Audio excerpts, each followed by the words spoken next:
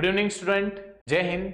फिर से स्वागत है आपका इस चैनल पर। पिछली क्लासेस की अगर बात करें तो आपको एनालॉजी में या सादृश्यता बोलिए, समान समरूपता बोलिए, तो उसकी पार्ट 1 और पार्ट 2 की क्लासेस आपको मिल गई, जिसमें पार्ट 1 ने अपन में कुछ चीजें डिस्कस करी और पार्ट 2 जो है उसमें कुछ बेसिक क्वेश्चंस पे अपन चर्चा करी थी। उसके बाद में फिर अपना सैटरडे लाइव सेशन हो गया और फिर संडे आ गया। आज मंडे है और आज आपको जो है एनालॉजी की तीसरी और अंतिम क्लास जो है वो मिलने वाली है। तो इस क्लास के अंदर जो है अपन कुछ बेसिक क्वेश्चंस के साथ साथ जो है कुछ इंपॉर्टेंट क्वेश्चंस के ऊपर डिस्कशन करेंगे और जहां से एक क्वेश्चन जो है वो एग्जाम में बैठता ही है। जनरली यहाँ पर जो है मैंने इस क्लास के अंदर ऐसे क्वेश्चंस को शामिल किया है जो आपको हर एग्जाम के अंदर मिलेंगे ही मिलेंगे, जैसे जिसको अपन कह सकते हैं कि समरूपता पर आधारित कुछ ऐसे प्रश्न जो हर एग्जाम के लिए महत्वपूर्ण है। ठीक है, तो चलिए आज की क्लास को स्टार्ट करते हैं। फर्स्ट क्वेश्चन देखिए आप, कुल्हाड़ी का जो संबंध काटने से है, कुल्हाड़ी का जो संबंध काटने से है, गोंद का वही संबंध किससे होगा? तो देखिए, कुल्हाड़ी का जो संबंध काटने से है उसी तरह से गोंद का जो संबंध होगा वो किससे होगा? चिपकाने से होगा। किससे होगा? चिपकाने से होगा। तो इसका आंसर क्या हो जाएगा? चिपकाना। तो कुल्हाड़ी का संबंध काटने से है, पहले आपको सिर्फ क्या करना है? रिलेशन देखना है और उसी रिलेशन पे आधार पर गोंद क्या करता है? तो गोंद जो है वो चिपकाने का कार्य करता है। चलिए नेक्स्ट क्वेश्चन देखिए आप, 1236 1/3। तो अब देखिए, अब यहां पर लिखा हुआ है कि 12 जो है उसको 36 लिखा गया है। तो यहां पर देखिए आप कि 12 जो है उसको हम 3 से मल्टीप्लाई करते हैं तो 36 आता है। 12 को हम किससे मल्टीप्लाई करते हैं? 3 से मल्टीप्लाई करते हैं तो 36 आता है। उसी तरह से जो है 1/3 लिखा हुआ है, तो यहाँ पर हम 12 जो है उसको अपन ने 3 से गुणा किया, तो 1/3 को हम 3 से मल्टीप्लाई करेंगे, तो 1/3 को 3 से मल्टीप्लाई करने पर क्या आ जाएगा? 3/3, और इसको हम काटेंगे तो आंसर क्या आ जाएगा? आपका 1 आ जाएगा। बहुत बढ़िया सवाल था। देखिए, ये क्वेश्चन जो है वो आप ये कहोगे सर ये थोड़ा बहुत सीरीज जैसा है या थोड़ा बहुत मिसिंग नंबर जैसा है, लेकिन यहाँ पर देखिए इसको एनालॉजी में डाला गया है, यानी कि सीरीज वाले क्वेश्चन के अंदर जो है वो आपको 3-4 क्लू मिलेंगे, जैसे 1 2 3 4 और फिर नेक्स्ट टर्म क्या है, तो इतने सारे क्लू मिल गए। यहाँ पर आपको इन दोनों के बीच में क्लू निकालना है और फिर इसका आंसर निकालना है। तो देखिए 12 को 3 से गुणा किया तो 36 आया, उसी तरह से 1/3 को हम 3 से गुणा करेंगे तो ये आ जाएगा 3/3, और इसको इससे काटा तो आंसर क्या आ जाएगा? आपका 1 आ जाए। तो इसी तरह से काफी इंपॉर्टेंट सवाल जो है जो प्रीवियस क्लासेस में पूछे गए हैं वही जो है आपको इस क्लासेस में मिलेंगे। ठीक है, चलिए एनसीडीपी जो है उसको ओडीईक्यू लिखा गया है। अब ये देखिए देखा जाए तो ये क्वेश्चन जो है आपका कोडिंग डिकोडिंग टाइप का सवाल है, लेकिन कोडिंग और डिकोडिंग जो है उसका ये सवाल है, लेकिन यहाँ पर आपको हिंट के रूप में सिर्फ एक मिलेगा कि इन दोनों में आपको कैसे न कैसे करके कोई रिलेशन फाइंड करना है और फिर इसका आंसर निकालना है। तो देखिए, अगर यहाँ से एन जो है उससे मैं अगर ओ पे जाऊं तो यहाँ पर +1 कर रखा है, सी से डी पे जाऊं तो +1 कर रखा है, डी से ई पे जाऊं तो +1 कर रखा है, पी से क्यू पे +1 कर रखा है। अब यहाँ पर देखिए ये वाली टर्म हमको फाइंड करनी है, बाद वाली टर्म फाइंड नहीं करनी है। देखिए इससे ये टर्म आ रही है और यहाँ पर अगर कोई शब्द लिखा हुआ होता तो मेरे को उसमें +1 करना होता, लेकिन मुझे पहले वाली टर्म निकालनी है तो मैं इसमें -1 करूंगा। तो एम में -1 करूंगा तो क्या आ जाएगा? एल आ जाएगा। पी में -1 करूंगा तो क्या आ जाएगा? बताइए, एन आ जाएगा।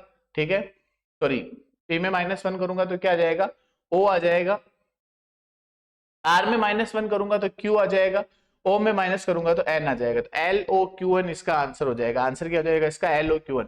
यहाँ पे प्लस और यहाँ पे मैं माइनस क्यों किया, इसका आंसर मैं आपको बता रहा हूं कि यहाँ पर प्लस किया तो देखिए इस फॉर्म से हम यहाँ आए इसीलिए यहाँ पर प्लस है, जबकि यहाँ पर हमको ऑलरेडी ये दे रखा है, हमको इससे पहले वाली टर्म फाइंड करनी, इसलिए मैंने यहाँ पर क्या किया? -1 किया। बाकी एल से आप एम पे जाएंगे तो ये वापिस क्या हो जाएगा? +1 हो जाएगा। निम्नलिखित शब्द किस सामान्य वर्ग से संबंधित है? तो देखिए ये बहुत बेसिक क्वेश्चन है। देखिए सादृश्यता, समान समरूपता, इसके सवाल ऐसे हैं जो आपको हर एग्जाम में मिलेंगे, एक ना एक सवाल आपको मिलेगा ही मिलेगा और बिल्कुल आपके बेसिक नॉलेज पे, दिनचर्या जो है, डेली रूटीन जो अपना है उसमें कौन कौन चीजें काम आती है उस पर बेस्ड क्वेश्चन होते हैं। तो देखिए मसूर, मटर और सोयाबीन, तो ये तीनों जो है ये तीनों क्या है? दालें हैं। ये क्या है? दालें हैं। जैसे सोयाबीन की भी दाल होती है, मटर जो है उसकी भी दाल होती है, मसूर की भी दाल होती है। तो यहाँ पर देखिए क्या लिखा हुआ है, क्या ये सब्जी है, क्या ये दालें हैं, क्या ये अरहर है, क्या ये सेम है? तो ये किससे संबंधित हो जाएगी? ये दाल से संबंध हो जाएगी। ठीक है, चलिए नेक्स्ट देखिए, पंखुड़ी है ना, ये पंखुड़ी है। जिस तरह से पंखुड़ी जो है उस पर फूल है, पंखुड़ी का संबंध जो फूल से है, उसी तरह से देखिए किसका जो है संबंध किससे होगा। तो देखिए पंखुड़ी और फूल का जैसे संबंध है, नमक और काली मिर्च का देखिए कोई संबंध नहीं है, आधार और गेंद का कोई संबंध नहीं है, सैंडल और जूतों का कोई संबंध नहीं है, पिल्ले और कुत्ते का कोई संबंध नहीं है, लेकिन टायर और साइकिल का संबंध है। साइकिल में टायर लगते हैं, वैसे ही पंखुड़ी जो है उस पर फूल लगते हैं। ठीक है, नेक्स्ट क्वेश्चन देखिए, संघनन ठंडा। देखिए ये थोड़ा बहुत अगर आपको साइंस की टर्मिनोलॉजी पता है तो साइंस के अंदर जो है कुछ चीजें आती है, जैसे वाष्पन, संघनन, पिंडन, गलन, है ना। तो ये कुछ टर्मिनोलॉजी है साइंस की, जिसके अंदर अपन ये देखते हैं कि ये सारी चीजें जो है वो किस पर आधारित है, कि ठोस से द्रव में बदलना, द्रव से गैस में बदलना, गैस से फिर वापस द्रव में बदलना, द्रव से वापस ठोस में बदलना। तो ये कुछ चीजें हैं, वाष्पन, संघनन, पिंडन और गलन। तो यहाँ पर संघनन का मतलब बता रखा है कि संघनन का मतलब अगर ठंडा है तो बताइए किसका, तो सीधा सीधा देखिए दे रखा है, देखिए संघनन का ठंडा है तो वाष्पीकरण जो है उसका क्या हो जाएगा, गर्मी हो जाएगा। वाष्पीकरण का मतलब क्या हो जाएगा, गर्मी हो जाएगा। चलिए नेक्स्ट देखिए, आंख से आंसू निकलते हैं उसी तरह से ज्वालामुखी से लार्वा निकलता है। आंख से जिस तरह से आंसू निकलते हैं उसी तरह से ज्वालामुखी से जो है वो लार्वा निकलता है। तो यहाँ पर जो है दो चीजें आपको, दो क्वेश्चन मार्क दे रखे हैं। तो दो क्वेश्चन मार्क का मतलब क्या हो गया कि आपको जो है वो क्वेश्चन में दो टर्मिनोलॉजी, ये क्वेश्चन जनरली थोड़े से टफ होते हैं, थोड़े से हार्ड होते हैं, लेकिन आप आराम से इसको जो है आपके बेसिक तरीके से इसको या बेसिक नॉलेज से कर सकते हैं। टेलीफोन रिंग, तो आपको जिस तरह से टेलीफोन जो है उसमें रिंग बजती है, टेलीफोन जो उसमें रिंग बजती है, उसी तरह से दरवाजे पर जो है वो क्या होती है, दस्तक होती है। गेट खुला नहीं, दरवाजा लकड़ी नहीं, लॉक कुंजी नहीं। तो टेलीफोन में रिंग बजती है, दरवाजे पर जो है वो क्या होती है, दस्तक होती है। चलिए नेक्स्ट क्वेश्चन देखिए आप, देखिए PRLN से XZTV। तो देखिए P से X पर जाएंगे आप तो ये हो जाएगा +8, है ना। तो P बराबर 16, P बराबर 16 और X बराबर होता है 24, यानी कि प्लस के कितने हैं 8।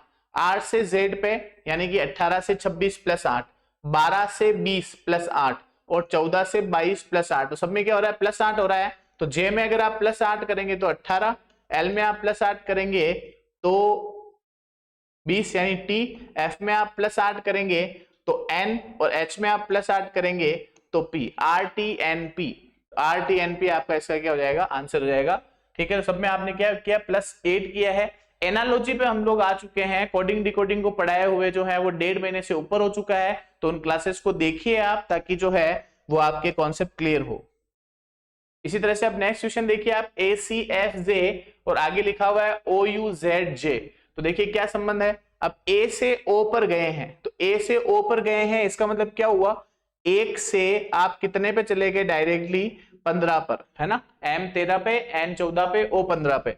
तो कितना प्लस किया यहाँ पर, प्लस का 14। ठीक है, फिर C से U पर यानी कि 3 से 21 पर, यानी कि कितना प्लस किया यहाँ पर 14 प्लस किया। U कितने पे आता है आपका, 21 पे आता है, तो यहाँ पर प्लस का 18। तो 14 के बाद में 18 प्लस किया है। और F से Z पर यानी कि 6 से 26 पर, यानी कि अब कितना ऐड किया है इसमें, 20 ऐड किया है। ठीक है, तो 14 फिर 18 और फिर 20। ठीक है, एक बार फिर से चेक कर लीजिए आप, A जो है वो 1 पे आता है, O जो है आपका वो 15 पे आता है, यानी कि 14 ऐड किया गया है। फिर C आपका 3 पर आता है और U आपका 21 पर आता है, तो इन दोनों के बीच में 18 का गैप है।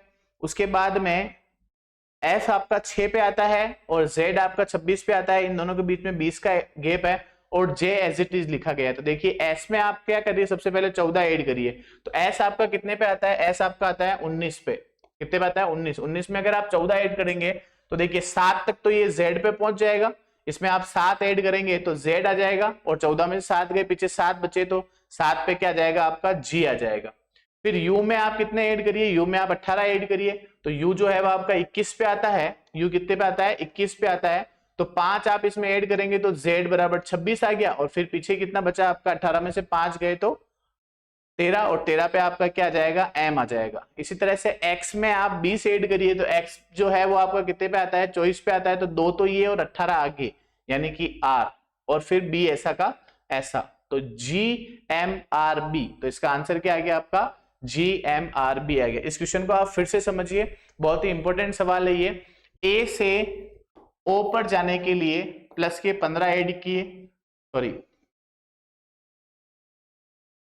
प्लस के 14 ऐड किए। सी से यू पर जाने के लिए प्लस के 18 ऐड किए और एफ से जेड पर जाने के लिए प्लस के 20 ऐड किए और जे लास्ट वाला जो है वो ऐसा का ऐसा ही है। तो सेम इसी तरह से एस में अगर आप जो है प्लस के 14 ऐड करेंगे तो देखिए अल्फाबेट में टोटल 26 होते हैं, तो देखिए एस में 14 ऐड करने तो एस जो है वो ऑलरेडी 19 पे आता है, 19 में अगर आप 14 ऐड करेंगे तो 33, तो आपको ये पता चलेगा नहीं, इसलिए आप 26 मान के चलिए कि लास्ट 26 है। तो 26 के हिसाब से 7 और पीछे कितने बचे 7 और 7 पे क्या आ जाएगा जी। इसी तरह से जो है यू में आप 18 ऐड करिए, यू में आप 18 ऐड करेंगे तो यू से बच कितने रहे हैं देखिए 5 और 13, तो ये आंसर आ गया आपका एम। इसी तरह से एक्स में जो है आप कितने ऐड करेंगे 20 ऐड करेंगे, तो इधर कितने बचे वाई और जेड 2 और 18 यानी कि आर। इसी तरह से बी जो है उसका बी, तो आंसर क्या आ गया आपका GMRB। चलिए नेक्स्ट क्वेश्चन देखिए। मैंने आपको यही कहा था कि क्लासेस जो हैं वो इजी टू हार्ड के कॉन्सेप्ट पर बेस्ड है, इसीलिए पहले बेसिक सवाल। और देखिए ये रीजनिंग जो है वो कभी खत्म होने वाली क्लासेस नहीं है, ऐसा नहीं है कि सर आपने ये करवा दिया मान लो बाद में कोई नया सवाल आ गया तो क्या करेंगे, ये बिल्कुल बेसिक है। आप एक बार बेसिक सीखिए रीजनिंग का, जब एक बार अपना रीजनिंग का कोर्स कंप्लीट हो जाएगा तो अपन रीजनिंग वापस स्टार्ट करेंगे, जिसमें अपन इसके लेवल अप पे जाएंगे कि अब वर्तमान में एग्जाम्स में जो है वो क्वेश्चंस किस तरह के आ रहे हैं। लेकिन एक बार आप इसका बेसिक जरूर क्लियर करिए। तो देखिए सी से जी, ई से आई, तो देखिए आप सी से ई पर जाने के लिए क्या करना पड़ेगा, तो 3 से 5, ठीक है, और जी जो है वो क्या है 7, तो 7 से 9।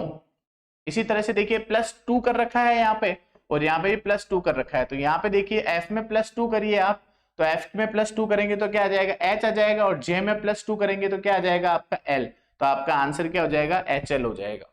नेक्स्ट क्वेश्चन देखिए, TSR FED WVU और क्वेश्चन मार्क दे रखा है। अब इसके अंदर देखिए आप क्या होगा, तो देखिए RST सीधा सीधा दिख रहा है, देखो R से S और S से T है ना, उल्टा +1 फिर +1, या इधर से अगर आप देखें तो T से S पे -1 और S से R पे -1, ठीक है। और FED में भी देखिए यही हो रहा है, F से E -1, E से D -1। इसी तरह से WVU, W से V -1, V से U -1, तो यहां पर देखिए किसमें बन रहा है, तो देखिए ये MLK, MLK में क्या बन रहा है देखो, M से L -1, L से K -1, तो आंसर क्या आ गया आपका MLK आ गया। बाकी GFH में नहीं बन रहा है, देखो GFH में तो क्या बन रहा है, G से F -1 और F से H +2 बन रहा है। PQS भी नहीं बन रहा है, PQS के अंदर P से Q +1, Q से S जो है +2, तो आंसर क्या हो जाएगा आपका MLK -1 और -1। अब देखिए ये क्वेश्चन कितना अच्छा, मतलब कितना बढ़िया सवाल है। अगर आप इसमें किसी भी तरह से ये वाला एंगल निकालने की कोशिश करेंगे, T से F पे अगर आप जा रहे हैं तो आप देखिए कितना माइनस हो रहा है। वैसे ये ऐसे भी क्वेश्चन हो जाएगा, लेकिन कितनी बार अगर हम प्रैक्टिस कर लेते हैं ना तो सवाल जो है उसका हमको तरीका पता चल जाता है कि इसके अंदर क्या हुआ है। चलिए अब यहाँ पर देखिए माइनस माइनस से आपको आराम से इस क्वेश्चन को आपने क्या कर लिया, सॉल्व कर लिया। चलिए ये तो आसान सवाल है, ये 1 पे है और ये 24 पे है, तो ये 2 पे है, तो इसका आंसर क्या हो जाएगा, तो आराम से इसका आंसर आप क्या दे देंगे y। यहाँ पे प्लस का 23 जोड़ा, यहाँ पे भी प्लस का 23 जोड़ दो, तो आंसर क्या आ जाएगा y। ABCD जो है ना उससे रिगार्डिंग सवाल मेरे हिसाब से आप लोगों के गलत होने नहीं चाहिए, क्योंकि अगर आप एग्जाम की तैयारी कर रहे हैं ना तो कुछ ना कुछ चीजें आपकी स्ट्रांग होनी चाहिए कि सर ये तो मेरा पार्ट बहुत सही क्लियर है, बहुत बढ़िया पढ़ रखा है मैंने, इससे सवाल कतई बाहर नहीं जाएगा। अब ये क्वेश्चन देखिए आप, इसमें भी आपको 2 टर्म फाइंड करनी है, तो 2 टर्म फाइंड करने के लिए पहले आप यहाँ पर लॉजिक देखिए, तो देखिए P जो है वो 16 पर है और S जो है वो आपका 19 पर है। इसी तरह से D जो है वो 4 पर है, G जो है वो 7 पे है, तो डिफरेंस यहाँ पर प्लस का 3 है, यहाँ पर भी प्लस का 3 है। तो यहाँ पर ऐसा टर्म आपको देखना है जिसमें यही वाला सिस्टम हो। तो देखिए E और H अगर मैं लेता हूं तो E और H में देखिए ये 5 पे ये 8 में, तो इसमें डिफरेंस कितने का है, प्लस का 3। और T और W, तो T और W में देखिए ये 20 पे है और ये 23 पे, तो इसमें भी डिफरेंस +3। अब यहाँ पर देखिए कोई सिक्वेंस ही नहीं है, इसका इससे कोई संबंध नहीं है, इसका इससे क्या है कोई संबंध नहीं है। तो यही एनालॉजी है कि कभी कभी क्वेश्चन बहुत बेसिक दे देते हैं और कभी कभी थोड़ा सा लेवल अप वाला क्वेश्चन मिल जाता है। तो आप तैयार रहिए, यही टॉपिक जो है आपकी, इसके कुछ क्वेश्चंस मैं आपको लाइव सेशन में भी करवाने वाला हूं, जो और अच्छे लेवल वाले सवाल होंगे। तो आप उस क्लास से जुड़िएगा और अभी आप इन क्वेश्चंस का जो है वो आंसर खुद निकालें, और खुद नहीं निकाल पाए तो फिर इसका आंसर जो है वो आगे देखें। अब यहाँ पे देखिए ये वाला क्वेश्चन जो है वो रिपीट हो गया है। ये क्वेश्चन मैंने आपको पहले ही करवा दिया है। देखिए ये सेम क्वेश्चन जो है वो मैंने पहले करवा दिया, लेकिन फिर भी बता देता हूं मैं आपको कि यहाँ पर जो है वो एन से आप जो है वो ओ पर जा रहे हैं तो +1, सी से डी में +1, डी से ई में +1, पी से क्यू में +1। तो यहाँ से देखिए माइनस करेंगे तो एन वाला आंसर आपका इसका क्या हो जाएगा, एल वाला आंसर क्या हो जाएगा, सही हो जाएगा। तो L O Q N answer आएगा। 6 24 5 30, ये देखिए ये वापिस संख्या वाले सवाल आ गए आपके लिए। ठीक है, तो देखिए 6 चौक 24, 6 × 4 और 5 × 4 कितना हो जाएगा, आंसर इसका 20 हो जाएगा। तो 6 × 4 कितना हो जाएगा, 24 हो जाएगा, और 5 चौक इसका आंसर क्या हो जाएगा, 20 हो जाएगा। तो 6 × 4 24 और 5 × 4 20। चलिए 11 17 19। अब देखिए ये वाला जो सवाल है ये फिर से काफी अच्छा सवाल है। ये दिल्ली पुलिस का सवाल है। दिल्ली पुलिस वाला जो एग्जाम हुआ था उसमें एक क्वेश्चन पूछा गया है कि 11 17 और 19 क्या आएगा, और इस क्वेश्चन का आंसर आप ये मान के चलिए कि बहुत आसान था, लेकिन बहुत सारे बच्चों के वापस जो है वो, जब मेरा ऑफलाइन बैच था उस ऑफलाइन बैच में बच्चों के ये सवाल आए कि सर इसका जो है वो आंसर क्या होगा। तो देखिए आप 11 to 17 both are prime number. 11 is a prime number, 17 is also prime number and 19 is a prime number. तो 11 एंड 17 के बीच में जो है वो एक टर्म मिस है, कौन सी वाली, 13। 13 is a also prime number. तो इसी तरह से 19 और इस ऑप्शन में से एक ऐसा आंसर लेना है। तो देखिए 29 जो है वो प्राइम नंबर है, और 19 और 29 के बीच में एक प्राइम नंबर हमने मिस कौन सा किया, 23। तो आंसर क्या होगा इसका, 29। तो इसका मतलब एक यहाँ पर जो है प्राइम नंबर स्किप किया गया है, यहाँ पर भी एक प्राइम नंबर आपको स्किप करना है। अभाज्य संख्या है तो इसका आंसर क्या हो जाएगा, 29 हो जाएगा। ठीक है, तो आपको एटलीस्ट 1 से 50 तक तो अभाज्य संख्या याद होनी चाहिए ना। चलिए, और आपको पता ही है अभाज्य संख्या स्टार्ट कहां से होती है, 2 से। ये सवाल भी पूछा गया है। एक बहुत जनरल सवाल पूछता हूं मैं आपसे। क्वेश्चन क्या आया कि सबसे छोटी अभाज्य संख्या क्या है, क्वेश्चन क्या आया, सबसे छोटी अभाज्य संख्या क्या है, ऑप्शन ये थे।